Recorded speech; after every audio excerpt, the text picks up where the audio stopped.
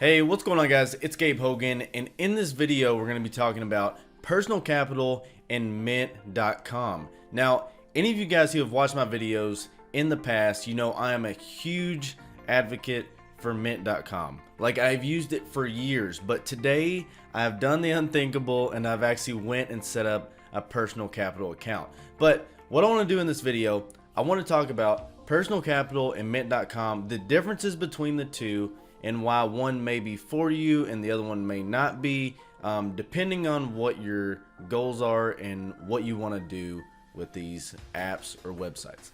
Alright guys, so if that interests you, make sure that you stay to the end of this video and make sure you're subscribed to the channel if you like videos like this.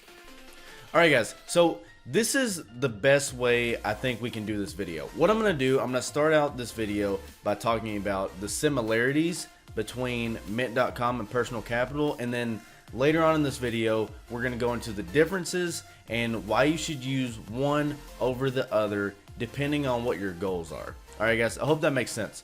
So what are the same about these two apps? What do they do that's similar? What Mint.com and personal capital do that's very similar is that they both track your cash flow. Alright, they both track your cash flow. They both track the money coming in and the money going out. They both show you at the end of the month, am I making more money than I'm spending? Okay, and that's definitely a good thing. So they both track your cash flow. The second thing that both these apps or websites do is that they'll actually track your net worth. All right, you put in all your accounts, like your investment accounts, your address for your home. It tracks your Zillow value, your Zestimate.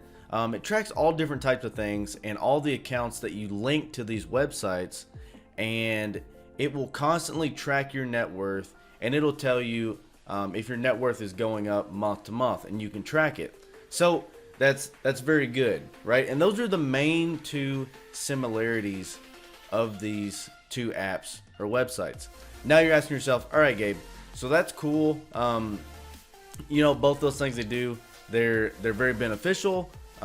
It's helping me track my financials. Now, what are the differences and how can I decide which one that I want to use? The best way that I can start this off as far as the differences go is first by going into talking about how each one of these websites or platforms makes money. That way you all can kind of understand their angle and you can understand which one may be better for you. All right, so on Mint.com, if you click on this thing at the top that says credit cards and more, you can go in here and you can see at the top they've got credit cards, personal loans, investments, banking, student loans, auto, home, life insurance.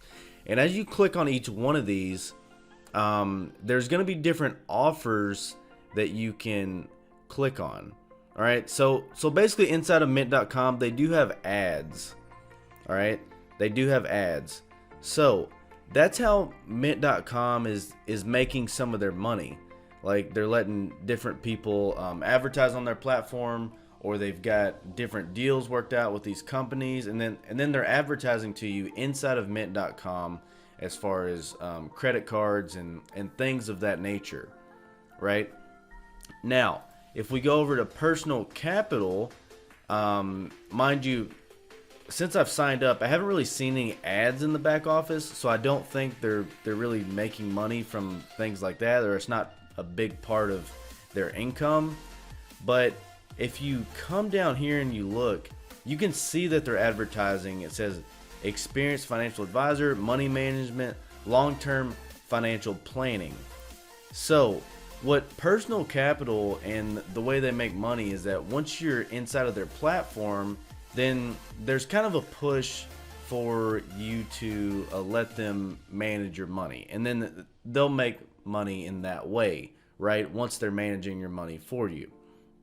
So that's kind of their angle as far as how they make money. Now, I haven't talked to any of their people about them managing my money, etc. So I can't really say yes or no on that, just because I haven't experienced it, right? So that's kind of the angle on how I believe each one of these companies is making their money. Now, so what is the main difference? And in my opinion, the main difference is that Mint.com is more of a budgeting app.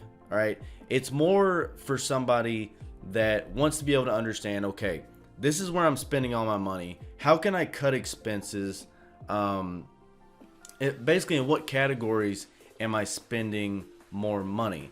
And it's somebody that's really trying to track their spending, and it's somebody that needs that ability to really see what's going on with their spending. All right, and that's who I believe Mint.com is for. All right, I mean, it still tracks your net worth, it still tracks cash flow every month, so it's good for that. Like, I really like Mint.com, I do. Now, who do I think that personal capital is for? If you're not so much worried about the budgeting aspect and you don't really want to dive deep into that, and you're more focused on retirement, financial planning, you know, that sort of thing, then I believe personal capital may be for you. All right. Now, what I may do, I may drop a link to personal capital. It'll be an affiliate link. If y'all do want to go click on that, then you can. I'll put it in the description. But as far as personal capital, I mean, if that's what you're into and you're more focused on retirement, and you can afford to maybe not have some of the budgeting tools that Mint.com has, then I say go for it. I mean, it still has the cash flow tracker. It still tracks your net worth. The only thing I had trouble with personal capital today, the only thing I had trouble with was that I went to input my motorcycle and it didn't really have a motorcycle slot. I had to call it a car. But I mean, that's beside the point. That's really small in the scheme of things. But yeah, as far as all that goes, I mean, that's kind of the similarities and the differences that I can see. They are very similar, but it really depends on if you want all the budgeting specs or all the budgeting traits, then I'd go with Mint.com. If you're more focused on retirement, investing, etc., then I'd probably go with personal capital. But yeah, those are some of the similarities and the differences between Mint.com and personal capital. Now, I meant to show you guys this earlier in the video, but Investor Junkie, they wrote a great post about this. So if y'all want to go check out this article, Personal Capital versus Mint, which is best for you, it's a great article. They actually have a little chart down here, if I can find it. Yeah, they give a little chart, and it kind of compares them like side by side in all these different categories, and shows you what options each one has, right? So this would be great for you guys. I'll drop a link to this in the description, so you all can go check this out, and you all can like further investigate into which one of these is best for you. All right, guys. So if y'all enjoyed the video, make sure you click the subscribe button and make sure you give this video a thumbs up. It helps out with the YouTube algorithm and gets us out to more people. All right, guys. So I appreciate y'all, and I'll be seeing you guys on the next video.